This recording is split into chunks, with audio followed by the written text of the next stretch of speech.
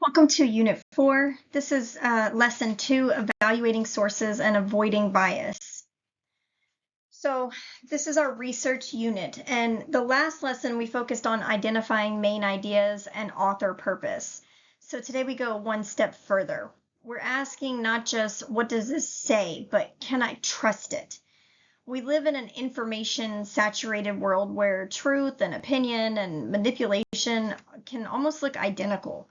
So learning how to evaluate sources is going to protect you from misinformation, and it's going to help you become a responsible researcher. And by the end of today's lesson, you're going to be able to recognize the signs of bias. These are like the subtle ways that writers kind of tilt information to favor one side. And you're going to learn how to test whether a website or an article is credible using real-world examples. And then lastly, you're going to get some practice separating facts and opinions and propaganda techniques, which are key tools for strong and ethical research.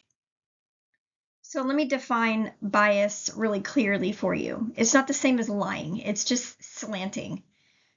It's emphasizing certain facts and leaving out others, or maybe using an emotional tone to sway the readers. Every writer is going to have an opinion, but credible sources aim for balance. They're presenting facts fairly and they're backing them up with evidence. So when a source appeals to emotion or fear more than logic, that's when the bias becomes a problem. And as a reader, your job is to identify that bias so that you can make your own informed conclusions. So bias is going to show up in different ways, and sometimes it's through what's said and sometimes it's through what's not being said. And so selection and omission bias are going to shape the perception by like filtering out information. And so tone bias, that's going to manipulate our emotions. And source bias is especially tricky.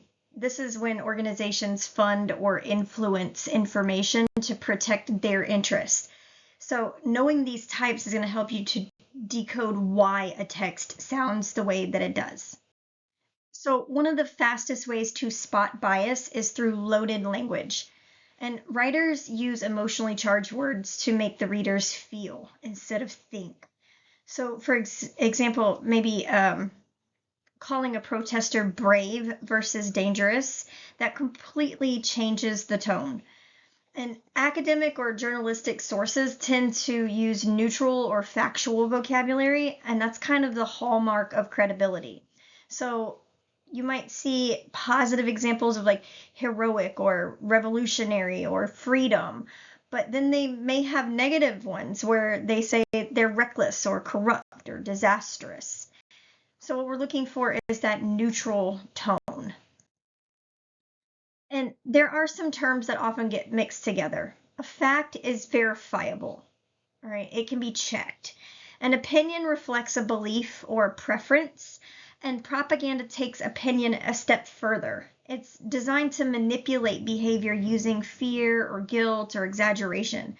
So as readers, we have to separate these categories before trusting or citing a source.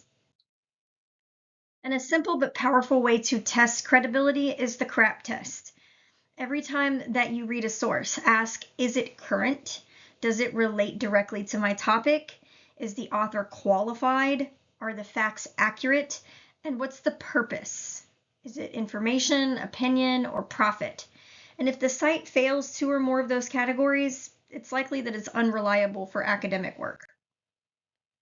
So let's look at two real-world examples here. And both of these examples are addressing the same topic, but the language is completely different. So headline A uses optimistic diction, like cleaner future. And headline B uses emotionally charged words, like expensive and hurts the poor. So headline A, electric cars drive the world toward a cleaner future. And headline B, electric cars are the expensive mistake that hurts the poor. So we see the emotionally charged words, expensive and it hurts the poor.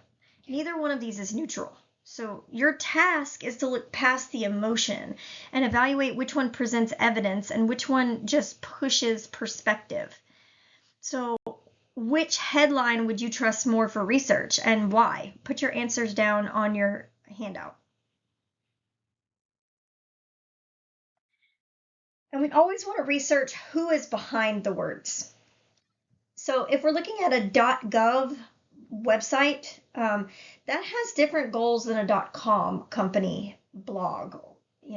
So if the author's credentials aren't listed, that's a huge red flag. Reputable sources are going to cite data, they're going to cite studies or experts, and we're looking for transparency, and that's going to equal trustworthiness. So let's test your instincts here. I want you to look at each source and use what we've learned. Domain, author, tone, purpose, whatever. If it lacks authority or it tries to sell you something, it's not credible. If it provides balanced facts or data or citations, it's reliable. We always want to check who benefits from the message, and that's often going to reveal the bias. So I want you to go down your list here, and I want you to write whether it's credible or not credible and why you think it's credible. So the first one is a 2024 CDC.gov article about teen health. Is it credible or not credible, and why? The second one, a social media post with no citations. Is that credible or not, and why? Number 3, an online ad for a miracle weight loss pill. Is that credible or not credible, and why? Number 4, a news article quoting multiple scientists. Credible? Not credible? Why? And then number 5, a blog written by an anonymous author. Is that credible or not credible, and why? So bias is not just something in other people. It's something that's in all of us. And as researchers, it's really essential that we stay aware of our own lenses. So we need to ask ourselves, am I only reading sources that agree with me? Our academic integrity means exploring multiple sides even when they make us uncomfortable. That's where our learning is going to happen. So to finish, let's reflect on what we've learned here. Recognizing bias isn't just about avoiding fake news. It's about developing the skill to think independently.